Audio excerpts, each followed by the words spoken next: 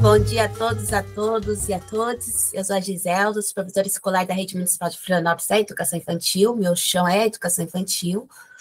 A minha ideia, quando eu chego ao México, é ir à Educação Infantil, mas eu tive muitos entraves e eu tive que criar outros caminhos, né? Quando a gente pensa na pesquisa, a gente cria um caminho, mas a gente refaz os caminhos na pesquisa em alguns momentos.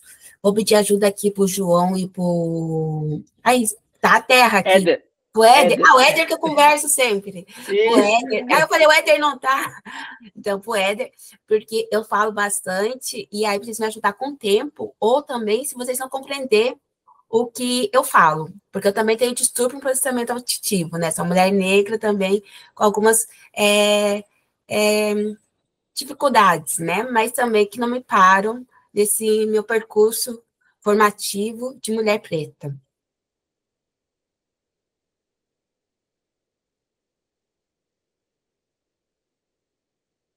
Então, a ideia no começo era falar sobre o trabalho do supervisor escolar na educação infantil no México, mas nesse processo eu fui várias vezes na Secretaria da Educação, mas tive muita dificuldade, né? Eles sempre nos receberam, mas chegar na escola foi muito difícil. Para chegar para a escola, eu cheguei por outros meios, né?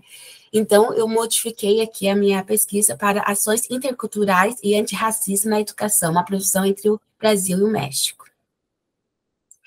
E aí, esse artigo é uma análise da educação na luta antirracista como foco da realidade brasileira e mexicana, com base numa abordagem interdisciplinar, investigação de ações estratégicas e políticas públicas interculturais que são implantadas no contexto pedagógico, analisando sua efetividade na promoção de igualdade étnico-raciais. Um estudo enfatizado na necessidade de práticas pedagógicas que desafiam o estereótipo, que promovem uma inclusão e a contribuição para o desenvolvimento da consciência crítica desde a infância.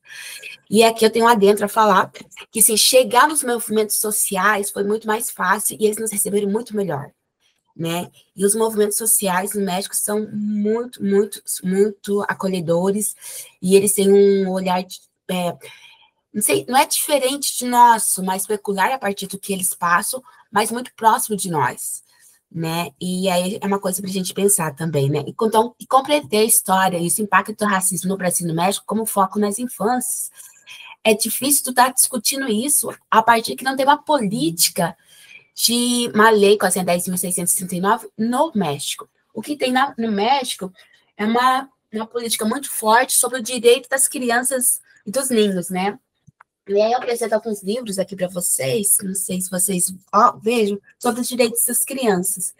Perguntas e respostas sobre os direitos das crianças, esse livrinho. Tem um jogo de memória para trabalhar com as crianças, sobre os direitos das crianças.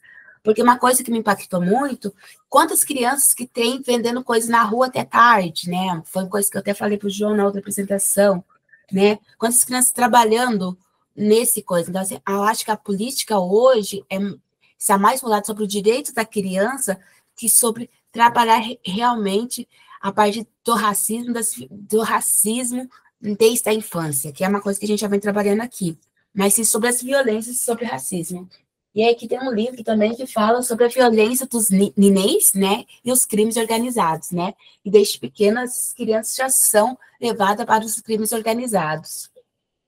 E aí tem vários livros, seja para o professor ou para as crianças. Vocês estão conseguindo ver? Sim, estamos vendo. Para trabalhar com as crianças, sobre os direitos das crianças.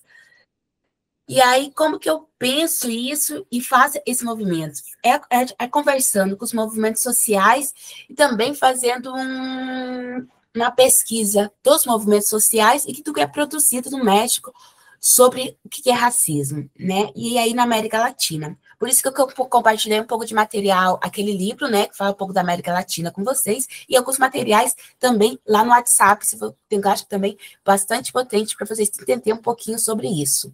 O racismo na América Latina tem raízes profundas no colonialismo e segue como um mecanismo estrutural na manutenção de privilégios. Ela atravessa as dimensões sociais, culturais, políticas e educacionais, afetando diretamente a população afrocentrada e originária.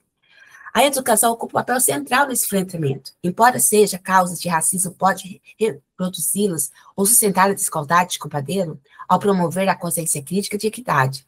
Assim, os movimentos sociais, políticas públicas e a academia devem reconhecer a educação como uma estratégia de transformação, fortalecimento de identidades, ancestralidade e o direito à dignidade humana. Aproximar ao contexto do Brasil e México, essa pesquisa investiga como práticas pedagógicas, políticas de antirracismo na educação infantil pode contribuir para uma sociedade mais justa e plural. E aí a gente compreender esse contexto do México é assim, compreender que eles usam muito a questão da interculturalidade, né? Então, todos nós somos mestiços. E aí tu pensa que um país, aí, esqueci o nome das meninas que estão no México, a gente, nosso olhar, todos ali são, a maioria são indígenas, né? Mas eles consideram todos mestiços. E aí teve que, a contagem dos indígenas só acontece em 2015. E o primeiro censo para contar a população negra só acontece em 2020. E aí essa população no México, ela está aprendendo a se reconhecer como uma população negra, porque até então, para eles, todos eles eram mestiços. E aí vem, no Brasil, a gente vem muito pelo fenótipo.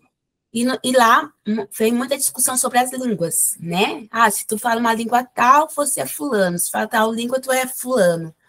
E aí eles fizeram os movimentos sociais, organizaram esse documento, e aqui eu trago uma foto desses movimentos sociais. Na outra apresentação que eu apresentei o ano passado, lembra daquele cineasta? Esse aqui, ó, que eu estou mexendo com a flechinha, né? Essa aqui é a Cris, que ela é artista, cantora, que é dos movimentos sociais bem forte.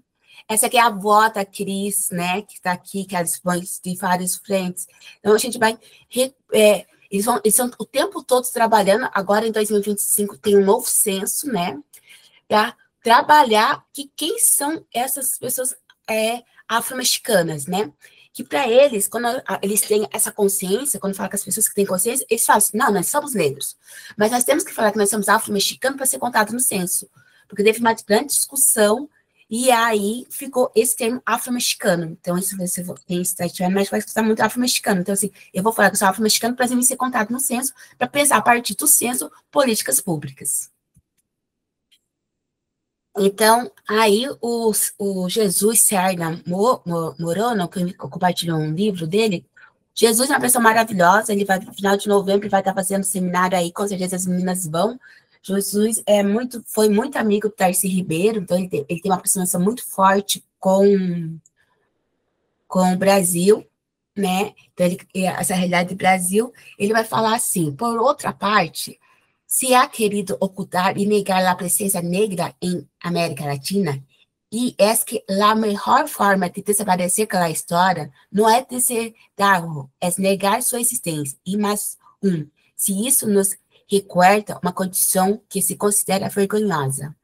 La sistemática exclusão histórica de que ha sido objeto é o negro como sujeito capaz de participar da vida de desenvolvimento das nações latino-americanas, que aquietou o registro da história e mais bem das presenças de algo existente. Então, Jesus vai estar falando sobre todo esse apagamento da população negra no México, né? Que aí vocês vão escutar muito forte a questão do mestiço. Então, no México, o racismo é uma forma de opressão social, principalmente enraizada nas estruturas coloniais históricas e visibilidade do debate público. Apesar da resistência inicial do reconhecimento, nos últimos anos, a luta antirracista ganhou espaço de discussão nas políticas, na academia e na sociedade. Essas transformações devem parte da mobilização da comunidade afrodescendente e indígena, bem como outros grupos socializados. Então, a gente vê que tem um movimento na universidade, diferente nos movimentos sociais, né? E a gente vê uma diferença que é que eu vejo movimento da população negra no Brasil bem mais organizada, a luta antirracista que indígena, e lá é ao contrário, né? Mas também tem um movimento bem forte se a gente for conversar com eles. Eu vejo eles numa estrutura, mas estrutura uma organização de reestruturar. Mas quando a gente pensa nessa estrutura, não é pensar numa estrutura linear, é uma estrutura de reorganizar e pensar várias estratégias no combate racista de vários lugares, né? Porque a gente pensa sempre numa luta de forma linear, e a luta não é linear. Porque todo dia acontece alguma coisa, todo dia acontece um combate, né? E às vezes eu converso com umas, elas falam assim, não, a gente não está estruturado, mas quando a gente vai mapeando isso no México, a gente vai ver que todos se conhecem, todos se uma conversa, todos têm um olhar, alguns olhares muito próximos. A gente vê que tem pessoas mesmo que procuram lugares de poder e usa às vezes esses lugares de poder, né? Que acontece também no Brasil. Né? Essas aproximações, esses treinamentos também são muito próximos da nossa realidade. Então, no México, o racismo é uma forma de opressão social profundamente enraizada na estrutura colonial, né? E os movimentos sociais mais relevantes estão nas comunidades negras e Oaxaca, que atuam em diferentes níveis, comunidades regionais e nacionais. Né? Então, assim, a população negra vai estar perto do mar. Desculpa, eu tô meio gripada. E aí, como que a gente faz esse caminho, né? Como que o curso está pensando em metodologia, pra gente é muito difícil pensar em metodologia. Para mim, por exemplo. Então, eu gosto muito de pensar em território, né? Milton Santos fala que o território é maior que caminho, né? É um lugar de pertencimento, um lugar vivo, que acontece coisas, né? Que vai e volta, né? Então, conhecer novos caminhos, novos territórios. Que lugar que é esse, né? Que lugar que conta história? Quem é essa população desse território, né? Pensar numa metodologia, pesquisar movimentos sociais, a universidade e a educação, porque a gente começa, quando a gente tem dificuldade de chegar na educação, a pensar quais são os lugares dentro da universidade, que assim, os movimentos dentro da universidade que fala sobre racismo é tal lugar. Quando a gente chega no México, não vai ser falado isso. A gente vai pesquisar esses lugares, né? De ficar no computador e depois conversar com um, conversar com outro, e parece malucas, né? Chega lá, nós estamos aqui do ponto, pesquisando isso, né? E aí, achar esses caminhos. E reavaliar o caminho para finalizar, né? Que eu finalizo com as entrevistas. Então, aí eu trago o livro que eu compartilhei com vocês sobre o que é esse território, né? A luta pelo território foca um imaginário radical de mudança estrutural ao longo do alcance, que abre possibilidades de solidariedade que poderia mediar as diferentes territórios de povos negros e indígenas na formação nacional e que tradicionalmente significa que há pouca discussão. Teve alguém que falava que ia trabalhar sobre afroturismo, sobre território, pensar qual é esse território que ele está entrando? Qual é esse espaço? Quais são as estratégias que ele vai usar para conhecer esse território? Eu não lembro quem que falou que ia pensar. E aí, pensando nesse território, eu vou pensar alguns lugares que a gente pesquisou entre sites, participou de seminários, conversou com essa população. Surge um grupo que tem na UNAM, que fala sobre seminário, tem seminários, né? Provavelmente lá agora por novembro vai ter um seminário, vocês ficam ligadas, né? Então, né, que tem uma pesquisa, tem livros que falam sobre, né, sobre racismo, sobre xenofobia, mas muito a partir do ponto, no meu olhar, a partir do ponto do sendo o negro pesquisado, né, e a gente quer ser nós pesquisadores, né, mas também é um lugar de discussão, então a gente tem que ir lá discutir e ver como que eles falam. Eu falo sobre xenofobia, para não ter debates, tem livros, tem a Rede Integra no México, tem um pesquisador da PUI que participa dessa Rede Integra, né? A Rede Integra, o SUS é um raizado da Rede Integra, que fala sobre racismo, sobre xenofobia, sobre identidade. A gente vai ver sobre os direitos das mulheres muito forte no México, né? Vai tratar muito de compreender essas formas estruturais, né? E aí a gente fala também sobre, né, a Afrodescendência do México, que desde 2003 trabalha a acessibilidade sobre as histórias, sobre os direitos. Então, nesses movimentos, a gente vai estar percebendo sobre isso. E aí a arte, a cultura, o ativismo, o antirracismo, aonde que a gente vai achar? Influência nos coletivos. Tem a criativa antirracista, afrochiconas, que elas fazem... Ai, como que fala? Ai, que a gente... né, discussões não é no YouTube, é no, né, podcasts, né? Elas fazem. Tem um outro coletivo, Afrocoloras, né? Que elas fazem coletivos que tem no Instagram, que vocês podem estar pesquisando, vendo como que elas se organizam, né? Nesse movimento de comunidade, né? De abordagem afrocentrada. Tem aí a Rede de Apoio de Mulheres da Juventude Afro-Mexicana, a Rede de Mulheres Afro da Cidade do México, que tem a Ceci, que é uma mulher maravilhosa, né? Para vocês conhecerem, né? Conhecida como as cimarrones afro-americanas. Cimarrones, para a gente aqui, são os quilombolas, né? A gente usa o termo quilombolas para a edição cimarrones, que promovem ações de fortalecimento da identidade negra, combate ao racismo. São mulheres que acolhem a gente contra esse processo delas, as dificuldades delas, como que elas fazem esse fortalecimento, a panchaca antirracista. Então, todas essas redes vão construindo lutas antirracismo com vários movimentos. Tem a rede Mulheres Afro-Latino-Americanas, Afro-Caribenha, espaço de articulação e reflexões sobre os direitos das mulheres afro-mexicanas, e tem a Rede Nacional da Juventude Afro-Mexicana, né? E essa rede é muito interessante, porque a gente fez um afroturismo, e a partir do afroturismo a gente conseguiu conhecer o Oscar e a Olivia, a gente conheceu essa rede, a gente foi para eles fazem discussões dentro da universidade, fora da universidade, eles fazem eles vão formando jovens negros, né, nesse reconhecimento, quem são eles, empoderando os direitos deles, mobilizando para a luta, se formando na universidade, fazendo mestrado.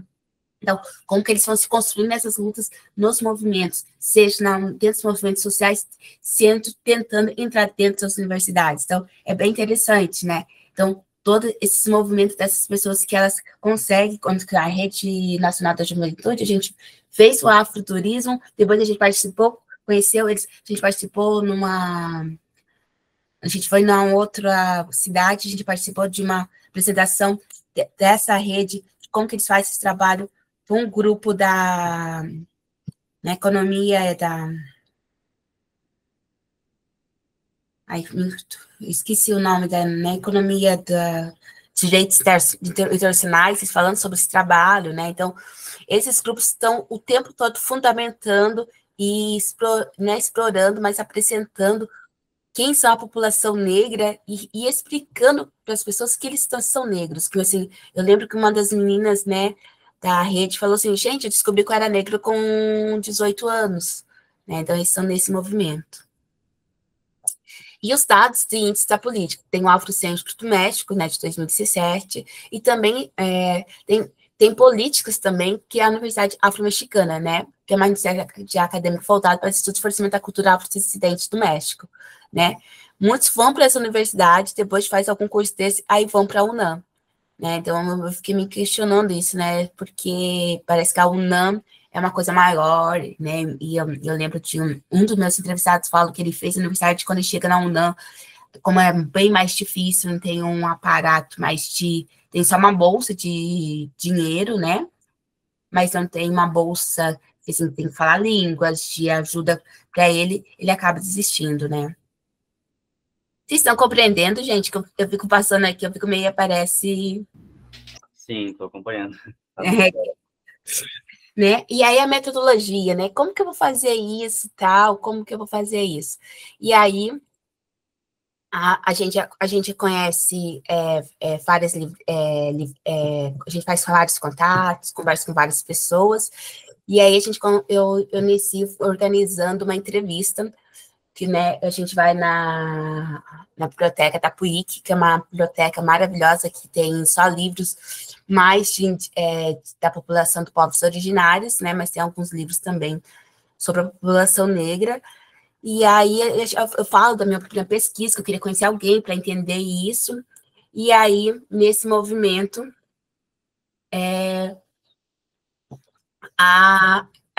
eu acabo...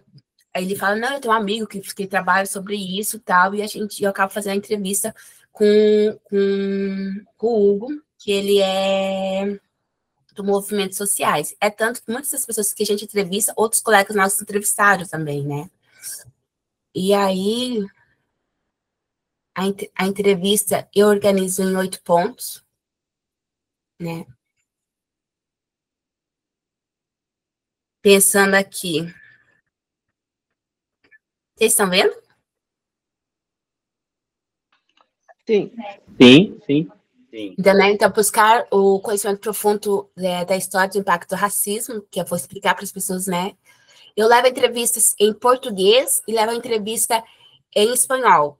Aí, para quem está fazendo esse processo, a gente sempre traduz lá na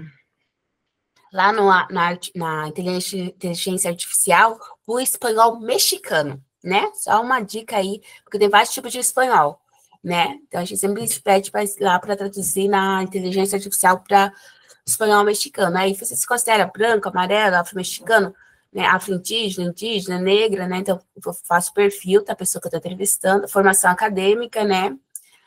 Ações estratégicas da pedagogia antirracista, políticas públicas educacional, impactos e desafios pedagógicos. E aí foi assim que eu organizei a entrevista que eu organizei com as pessoas que eu andei pesquisando. Também, como eu estava fora do Brasil, eu não precisava passar pela Ai, me deu um branco. Pela uma autorização lá pelo comitê de ética? Pelo comitê de ética. Mas, mesmo assim, a gente resolveu fazer uma autorização para as pessoas participarem da pesquisa. E aí a gente organizou e a pessoa assinava também, né? Então, cada uma organizou uma autorização da entrevista, que a pessoa estava ciente sobre a pesquisa, tal, né? Compromisso ético, para também fazer uma coisa que seja estruturada também, né? De respeitosa. Eu falava da minha pesquisa, do meu trabalho, né? E a pessoa autorizava também essa pesquisa. Mesmo que eu não precisava passar para o comitê de ética, porque lá não tem o comitê de ética, né? E eu já tinha passado pelo comitê de ética aqui antes mesmo de me inscrever na cátedra, a gente também fez esse documento, né? Não sei se alguém vai fazer entrevista, não sei como que vai ser a pesquisa da pessoa, né? Só passando aqui a sugestão, como que a gente está pensando em metodologia. Vocês viram aqui o comitê de ética? Eu não entendi a pergunta, Gi. Vocês viram o comitê de ética que eu apresentei? Mais à frente? Essa página aqui, deixa eu ver. A gente viu só o roteiro da entrevista. Tá, esse aqui é o comitê de ética que eu organizei, tá?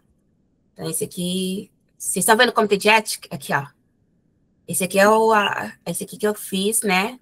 Tipo um termo do comitê de ética, né? Que não precisava. Então, compromisso ético, objetivo da pesquisa, meu nome, o tema da pesquisa, professor orientador, a instituição, compromisso ético, a declaração, o local, a assinatura do participante, a assinatura do pesquisador, né? E a universidade que a gente estava referindo, que era a UNAM e a UFSC. Conseguiram ver agora? Sim. Sim. Então tá. Eu tô falando muito rápido? Não, tá bom. É que eu acho que eu fiz muita coisa, gente. Eu vou tentar ser mais sintética, porque professor, né? Acho que o professor é tudo...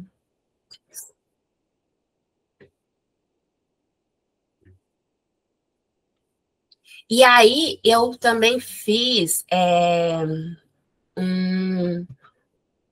uma matriz afrocentrada, que é esse documento aqui enorme, que eu só tirei a cópia, e agora eu vou tentar apresentar ela na versão aqui do computador, que aqui vocês não vão conseguir. Que é um documento que eu coloquei todas as entrevistas e depois que eu traduzi, depois que eu li todas, eu fui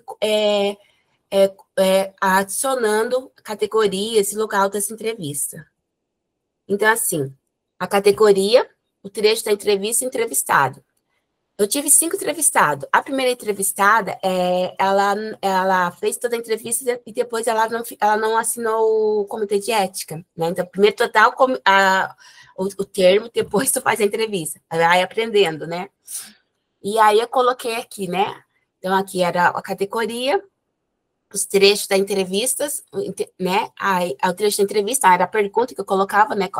A categoria, a pergunta, as respostas entrevistadas, significado da interpretação e referência teórica. Então, assim, é sobre infância. Então, o que aquela infância afrocentrada tem aquela referência? E assim eu fui fazendo essa matriz afrocentrada. Foi dessa forma que eu fiz o documento para depois fazer o artigo. Aí aqui como que ficou, né? Então, assim, experiências pessoais do racismo, né? Reconhecer desafios estereótipos, crianças racistas individuais e coletivos. A pergunta era, na infância, na adolescência ou na vida adulta, você já passou por experiências de discriminação e racismo? Ações pedagógicas antirracista, que era uma da categoria. Como a gestão e a supervisão, professores, lidam com a questão da identidade racial e cultural, políticas públicas educacionais, né, que era outra. Como as políticas públicas educacionais no México aportam a interculturalidade e o combate ao racismo. Então, aqui era a pergunta, e ali como que eu fazia a categoria nesse termo, né? Então, foi uma forma que eu me organizei na entrevista. Não sei se vocês já trabalharam com entrevista, né? Mas é uma sugestão aqui. Interqualidade e comparações entre Brasil e México. Percebe similitudes e diferenças marcantes na luta antirracista entre Brasil e México? Então, desafios e resistência. Aí a pergunta que eu usava, né, com os entrevistados. Existe resistência por parte dos professores, famílias ou outros membros da comunidade escolar em relação às práticas antirracistas? Então, foi dessa forma que eu fiz, né, fazer o trabalho. Aí que eu conheci os territórios, né, acho que já foi. E aí o perfil desses entrevistados, né? Então, foram homens entre 36 e 49 anos, né? Foram teve um diretor, teve um do movimento social, teve um que dava aula tanto para o ensino público, para o ensino do primário, como para a faculdade, e tinha um que dava aula só para a universidade com o tema étnico-racial, né? E aí, como se declararam, né? Dois se declararam afro-mexicano, um indígena e um mestiço, né? Esse mestiço que se declarou, para nós, aqui no Brasil, a gente falaria que ele seria branco, mas lá ele se declarou mestiço, né? E aí a questão da infância, né? Como que eles percebem a infância, como que foi a infância deles, como que passaram por essa infância?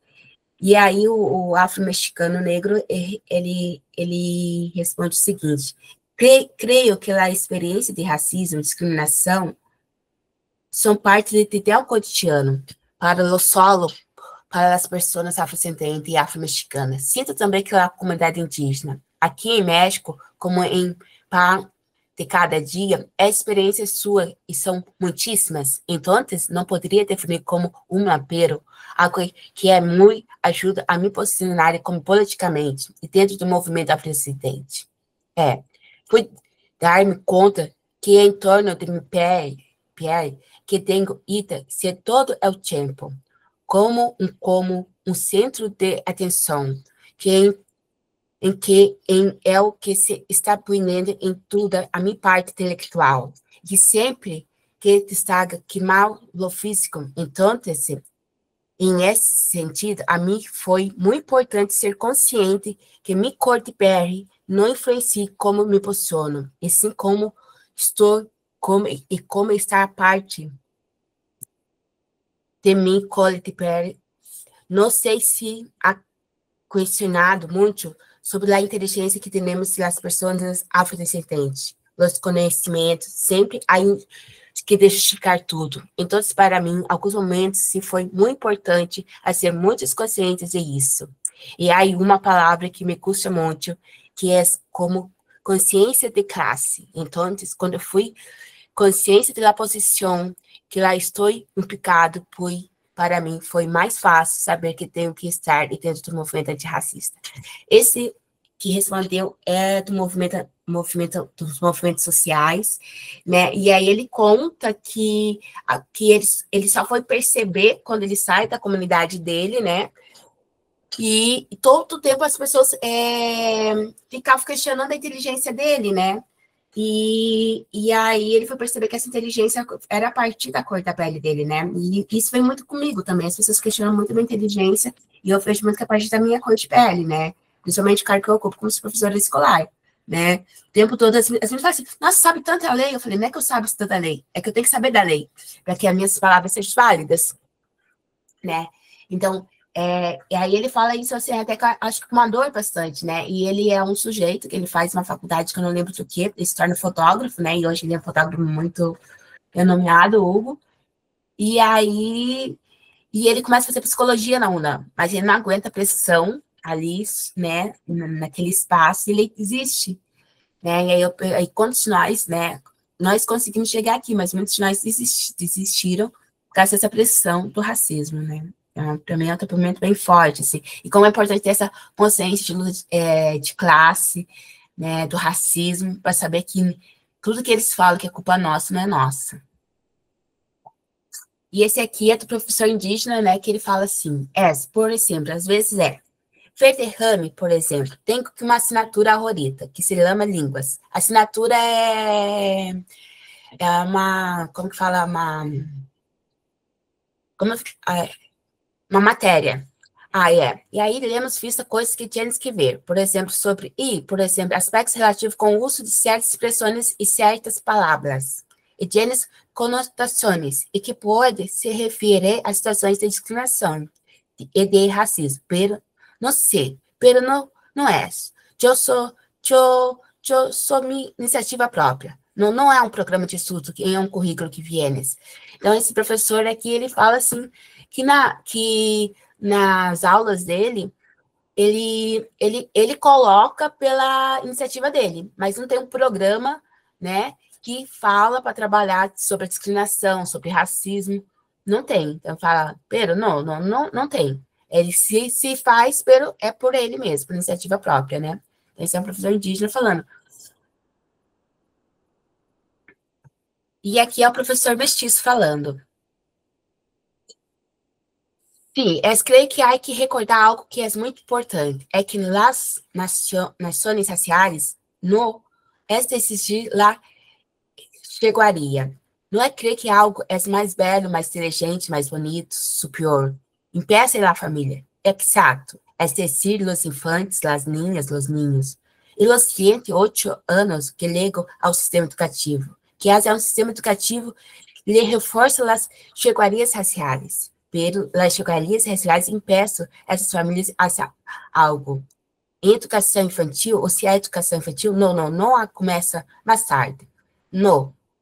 Eu creio que Eu creio que há poucas expressões em médico que têm a ver com a família. Não, porque em os padres têm literacidade racial. Eles têm consciência de que não passam essas categorias em médico. Possibilidade ao ninho, e ter isso, não. Pero que não outra forma que ele chega. Então, aqui ele fala que sobre questões raciais na infância, as crianças não vão ter. Né? E as crianças que têm, que a família tem um letramento racial, né? Então, esse professor, ele estuda bastante, é um professor bem aberto, bem querido, assim, mas, né, e a gente discute bastante isso, mas não chega na educação infantil essa discussão, né? Mas mesmo que a criança passe pelo racismo, às vezes nem tem uma discussão, nem tem um olhar, nem é visto para isso. Ações pedagógicas antirracistas. A educação que desempenha um papel central na luta contra o racismo, no México, a Lei Geral da Educação, lá tem na Lei Geral da Educação, nós temos a LTB, de 2010, estabelece métodos para promover equidade e inclusão desde a primeira infância, com foco de desenvolvimento integral da criança. Essa política inclui programas voltados para comunidades marginalizadas, priorizando a diversidade cultural e social. No Brasil, a educação também fez um meio estratégico de enfrentamento do racismo. Contudo, ambos os países enfrentam desafio na implementação de políticas públicas, interculturais e antirracistas que contemplam as necessidades de sua população afrodescendente e indígenas. Né? Então, não adianta eu falar sobre interculturalidade se eu não falar a palavra racismo. Né? Não adianta eu falar sobre multiculturalismo, sobre cultura, se eu não colocar o dedo na ferida. Né? Porque a gente não discutir e falar e explicar e reconhecer e ver isso, é tudo intercultural. Não, vamos valorizar todas as interculturalidades. Mas será que realmente todas as interculturalidades são valorizadas? Ou algumas são marginalizadas? Né? Então, a gente tem que ver esses processos. Né? Esse é o meu olhar a partir da minha pesquisa.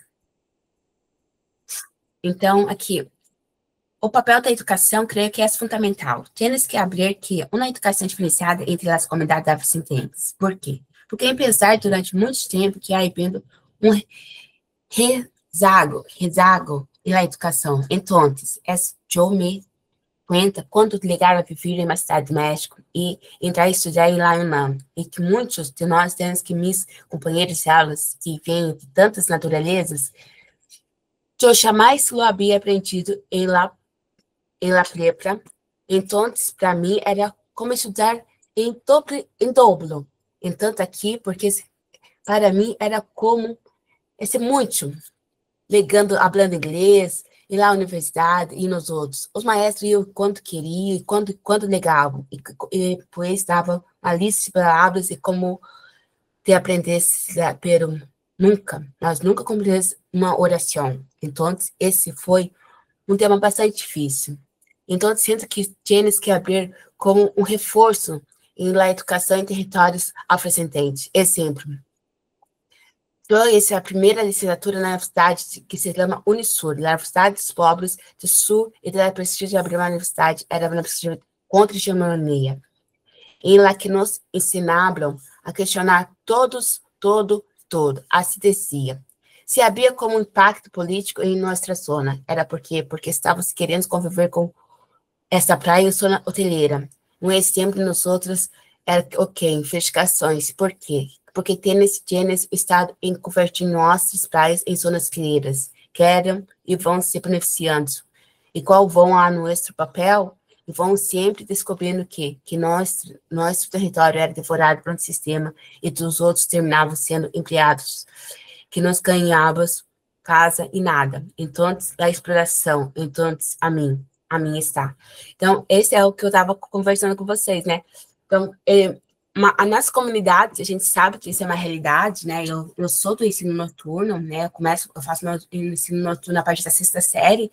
As professoras chegavam cansadas, as professoras não estavam o mesmo ensino que dava de manhã pra gente.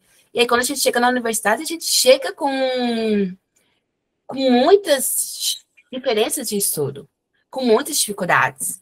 E nós somos tratados iguais, nós temos que dar contas iguais. E eu não aprendi inglês, né? Eu sei que será teacher, né? Era uma lista de palavras, se viram, faltas de profissionais, né? Uma realidade daqui, uma realidade do México, né? E aí, quando tu vai para a universidade de status na UNAM, você vai concorrer com aquele que estudou na escola particular, né? E aqui ele fala também sobre, né, como o território está o tempo todo, né? Por isso que eu não posso pensar nesse território, né? E muitas vezes você está lutando pelo território, seja o território de ter comida na mesa, seja o território dos lugares, porque a maioria das populações negras estão nas praias e elas estão sendo expulsos para fazer grandes hotéis para receber muito dinheiro. E aí a gente sabe como que há políticas públicas, né? E que está por trás das políticas públicas, né? Então, e aí aqui, né, outro participante da entrevista que fala sobre também como pensar práticas antirracistas, como pensar nisso. Pois, se digamos que é idade de planos, pois, se não se toca, não se trabalha, lá na primária, não. Quando nos ninhos estás, temos que empezar a partir da educação média superior, que é preparado e planejado. Não há nenhum material ou assinatura dedicada a isso. Pero, por exemplo, aqui, em que temos a matéria que vocês tomaram, que é México, nação multicultural. Há um tema de racismo e discriminação, pero também é um tema afro-américa. Também se toca a parte de racismo e discriminação para reconhecer, não. A mim, Bueno, Joe, forma parte do coletivo para eliminar o racismo que se chama coletivo que opera. Lá, a pedagogia coopera, foi interno levar nas conferências, charles, classes, coletivos. Não importa tanto a dimensão estrutural do racismo, nas instituições, não se separa de uma pessoa de uma vida melhor. As dimensões emocionais do racismo, não. As ruínas emocionais que há errado é um racismo em todos. Sim, isso é o que também nós outros decidimos. Todos nós, pessoas, pertencemos a essa categoria racial. Não, uns uma ventania e outros desverdados, né? Então, esse professor da universidade vai falando assim, que ele vai tentando trabalhar, né, dentro dos coletivos, nos movimentos, dentro das disciplinas deles, mas usa muito, e quem vai estar no México, muito esse México, nação multicultural, né? E aqui no Brasil, nos anos 70, 80, a gente só via muito isso também aqui no Brasil, né? E aí a gente não vai revelar o racismo, as discriminações que vem muito forte, né? Principalmente de mulheres, né? A gente pega o ônibus lá, as meninas estão vendo que tem ideia de divisão, né? De quantas mulheres vêm nesse preciso.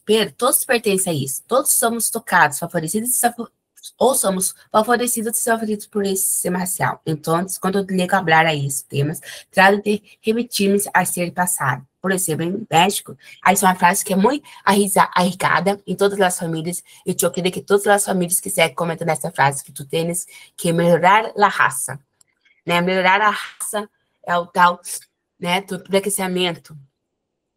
Simplesmente se casar com mais tenência de incidência com uma pessoa mais brancas que tu colônia, é um assunto muito de casta colonial, no pero que fica muito arraigado. Então, eu começo tratando de mover as fibras emocionais que é o racismo. Porque aí todo exatamente por isso que aí show. Seguramente, aí escolação de hablar do nazismo, do genocídio judio, ao apartheid sul-africano, lá a escravitude dos Estados Unidos, inclusive Brasil. Por aqui não tocamos, não podemos como parte desse assunto. Essa metodologia de mestiçagem que hace que nós salgamos, então, eu trato de reconectar menstrualmente a esses passados que então temos. E esse é como uma estratégia pedagógica que a fim de ao cabo de estratégia antirracista. Tem que reconhecer, evidenciar e mostrar tudo o que aconteceu, todas essas pessoas. E eu acho que a juventude afro-americana está tentando fazer isso muito legal. Então, se vocês conseguirem conversar com a juventude afro-mexicana, é bem legal. Né? Então, as políticas públicas, né? Então, pensar em políticas públicas da América revela as contradições estruturais, ao mesmo tempo que busca reconhecimento da diversidade, pode reproduzir hierarquias e exclusões. Essa exceção estão certas a política antirracista. Existe atenção constante e frustramento dentro das instituições educacionais. E aqui, eu vou trazendo várias falas deles, né? De tudo isso. Para passar, todavia, aí políticas públicas. Aqui que não temos políticas públicas, e sim que ajudar na comunidade afrodescendente, porque existe até 2015. Então, a partir de 2020, que há um censo. Parecia que os primeiros números contendo de pessoas extintas. Depois disso, se trata de reformar as constituições, como as todas federais. E nada estamos esperando das leis secundárias. Aí hábitos, programas de sensibilidade, aí programas que se enfrentam em territórios, e saem no outros mistos. Nos outros vão avenidas se que somos negros. E se nós outros já nós sabemos que há campanhas de celebrações sem que ser um nível nacional. Então, aqui ele está falando sobre a importância de ter um programa nacional de sensibilidade para as pessoas se reconhecer para fazer um novo censo, porque teve muita briga sobre o censo, né? Porque tinha pessoas, como as pessoas falavam, você está me chamando de negro, como fosse um palavrão, aí a pessoa ia lá, olhava para a pessoa, e ela mesma do censo declarava se a pessoa era negra, se era indígena, se era mestiça, sem mesmo perguntar. Então, teve muitos denúncias sobre isso. Então, os movimentos sociais, né, antirracistas na academia, a luta sobre o racismo no México, a porta da luta antirracista precisam pensar em resistências sociais, políticas e culturais que podem contribuir e dificultar o reconhecimento da sociedade dos afrodescendentes, inclusive aqueles que configuram grupos distintos de identidade própria. Essas resistências são descritas como estruturais, pois são profundamente enraizadas na subestrutura da sociedade e são constantemente reforçadas por preconceitos históricos. Nessa luta importante, busca novas maneiras de ser, agir contra esses estereótipos, crenças racistas. Vocês podem estar perguntando alguma coisa, tá, gente? A gente está aqui também. Certo, Gisele. Eu vou só pegar uma água, tá? Só um minutinho.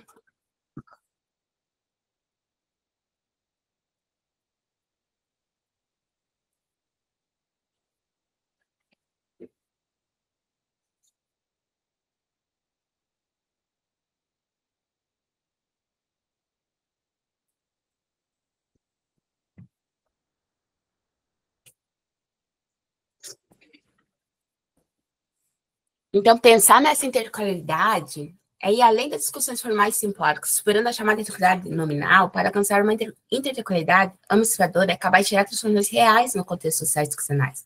Tanto no Brasil como no México, o desafio possa rever heranças históricas da mestiçagem e a superação desses projetos nacionais excludentes e por enfrentar práticas racistas persistentes, especialmente nas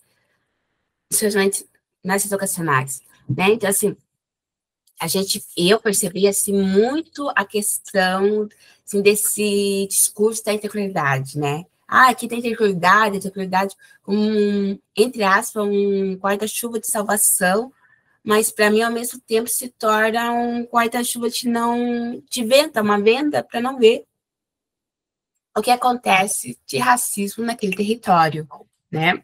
Como a gente usou muito tempo aqui, mestiço, um país que não tinha preconceito, que todos estavam bem, né? Então, acho que eles estão naquele movimento, assim. Pero sinto que é lo que passa sempre, pergunta, eu sinto que não sei a autoridade, sim pelo racismo, não? Então, é uma resposta aqui de um dos participantes, pero eu não sinto que é lo que passa, seguinte pergunta, eu sinto que não sei a integralidade, sim, pelo racismo, não? Então, eles vão estar o tempo todo usando a integralidade, né? E tem muito material sobre integralidade, vocês vão encontrar bastante, né? E tem a Universidade da Pedagogia, tem entrar lá, tem bastante material, bastante interessante, falando sobre racismo, esse um olhar mais crítico. E então, se tu não pode existir similitudes e diferenças, no que pode existir? Que é que creio que todas as populações negras ao redor do mundo sofremos pelo mesmo, que é racismo, pela discriminação, então, que maior similitude que essa, então, creio que a única que estamos buscando por estratégia de resistir, sobreviver ao cotidiano, então, pode abrir como muitas similitudes. Né? Então, essa similitude entre Brasil, coisas, né? E era uma coisa muito interessante, assim, a gente via uma pessoa negra, a gente vibrava, a gente se olhava, a gente se conectava com o olhar. Né, como tem menos pessoas negras lá, assim, não importava se era a gente faz essa conexão com o olhar, né? Na creche, a gente estava falando que a gente tem mania de chamar de manas, que eu trabalho numa creche, tem muitos profissionais negros, né? E essa nossa conexão com a gente mesmo, né? Que foi nos roubados. Desafios e residências, né? Assistência. Reconhece que as futuras políticas públicas priorizam a formação de professores para lidar com questões raciais na prevenção de práticas pedagógicas interculturais em maior escola. A luta da década né, internacional assistente à luta antirracista, Brasil, México, então estavam discutindo muito né, essa nova década de 2015 a 2024, e agora tem a segunda década, terceiro, né, proclamada na Assembleia do ONU, e com justiça e desenvolvimento para propor e reconhecer contribuições dos afrodescendentes do mundo, promover justiça social, inclusão, racismo, garantia de direitos humanos. Ali, uma das metas são objetivos sustentáveis. Essa iniciativa raiz com a Conferência Mundial do Racismo realizada em Durban em 2001. Reforçou o debate sobre a autodominação dos povos de origem africana, apontando a cadeira que é ligada à escravidão e ao colonialismo. E aí, a gente está no segundo decênio, que foi assinado, que é a partir de 2025 até 2034, eu acho. E tá uma discussão bem interessante lá. E aqui não tem essa discussão. E aí, uma das coisas, não sei se é porque quando eu voltei para cá, eu me senti meio voltando para o interior, eu falei para a mãe. Porque toda essa política que está tendo sobre equidade, sobre isso, é sobre a assinatura desse segundo decênio. Só que o governo ele não consegue explicar isso para a gente, que vem uma política maior, que é uma política mundial, que o governo brasileiro assinou, né, que tinha uma reparação histórica, né? Então, assim, tá tendo a PND, acessibilidade e tal, né? Até a prefeitura só que a prefeitura não consegue explicar isso, né? E mais que eu falo para eles, eu também não consigo explicar para eles, porque eles não conseguem compreender isso. E a discussão sobre o segundo decênio, né? Quem tiver lá, tenta discutir sobre esse segundo decênio que está acontecendo agora, de 2025 a 2024, que vai ser agora no final de 2024. Então, a discussão está bem empoderada lá. E aqui o segundo decênio, o governo está fazendo as políticas, mas ele não está falando por que está fazendo, por que tem a reparação. Aí a gente ganha as coisas, perde as coisas sem a população saber. Né? O governo, então, a gente está discutindo equidade na prefeitura e eles não sabem que é do segundo terceiro, sabe? E aí eu fico perguntando por que as informações são contidas? Aonde as informações ficam? Né? Então, assim, algumas coisas eu achei que na cidade do México, para mim, estavam mais fácil de acesso, mais louco que seja.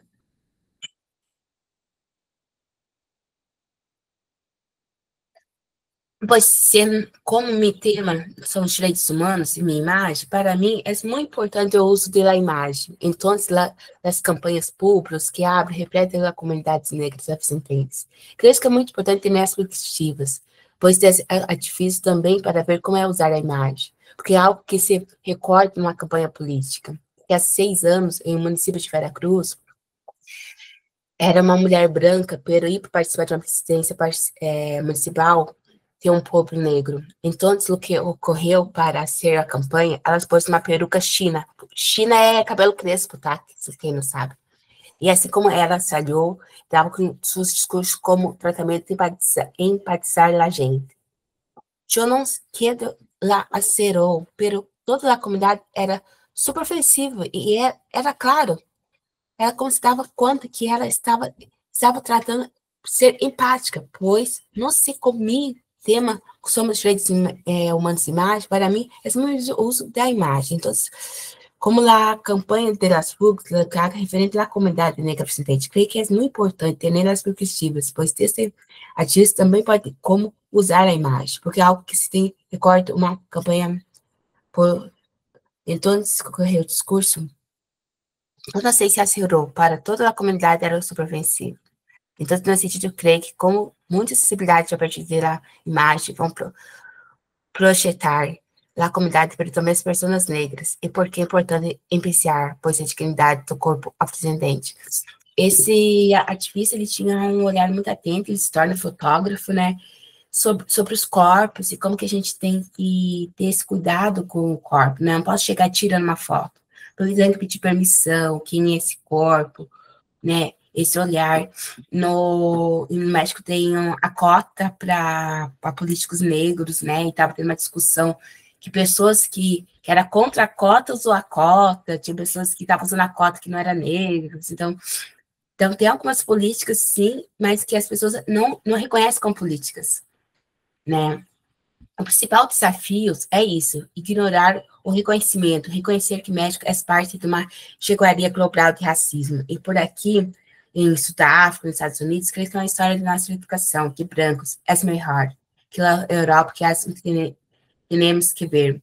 A estratégia, Giselda, eu creio que todos ligamos as reconexões e todos sabemos que há, mas, aliás, de indígenas espanhóis, que há para todos os mexicanos, entendemos que há uma população afrodescendente muito importante, que há uma população também de origem asiática, mas menor, mas também igual importante, pois que isso é rico, no que reconhecemos nossa riqueza, é uma diferença que não vamos a lograr, por isso os políticos, por isso as forças individuais, todavia não.